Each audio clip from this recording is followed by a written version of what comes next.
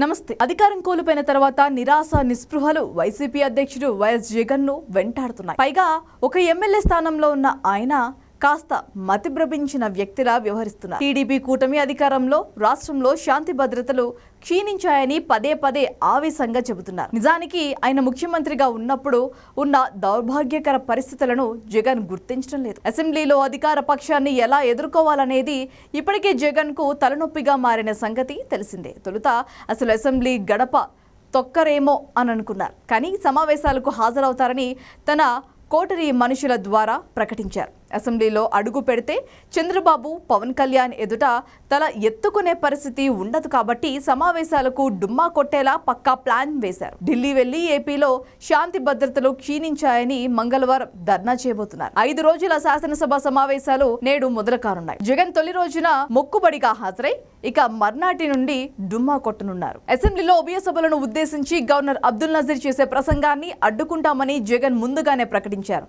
అలా నిరసన తెలిపి ఇలా సభ నుంచి మధ్యలోనే వెళ్లిపోతారని వైసీపీ వర్గాలు చెబుతున్నాయి. ఢిల్లీలో వైసీపీ ధర్నా చేస్తున్నందున ఒక రోజు ముందే అక్కడికి చేరుకోవాలని పార్టీ ఎమ్మెల్యేలు, ఎమ్మెల్సీలకు జగన్ హుకుం జారీ చేశారు. తద్వారా అసెంబ్లీ సమావేశాల నుంచి తప్పించుకోనున్నారు. గురు, శుక్రవారాల్లోనూ అసెంబ్లీ సమావేశాలు ముగిసేదాకా జగన్ ఢిల్లీలోనే ఉండే అవకాశాలు ఉన్నాయని పార్టీ నేతలు చెబుతున్నారు. బుధవారం నుంచి 3 రోజుల పాటు చంద్రబాబు ప్రభుత్వం అసెంబ్లీలో శాంతి భద్రతలు, పరిశ్రమలు, రాష్ట్ర ఆర్థిక పరిస్థితులపై 3 శ్వేతపత్రాలను ప్రవేశపెట్టనుంది. శుక్రవారంతో శాసనసభ సమావేశాలు ముగుస్తాయి. అంటే మొత్తం సమావేశాలకు జగన్ డుమ్మా కొట్టేలా ప్లాన్ చేశారు. 11 మంది ఎమ్మెల్యేలతో ఆ శ్వేతపత్రాలకు సమాధానాలు చెప్పే సత్తా లేనందునే జగన్ ఈ ప్లాన్ వేశారని అంటున్నారు.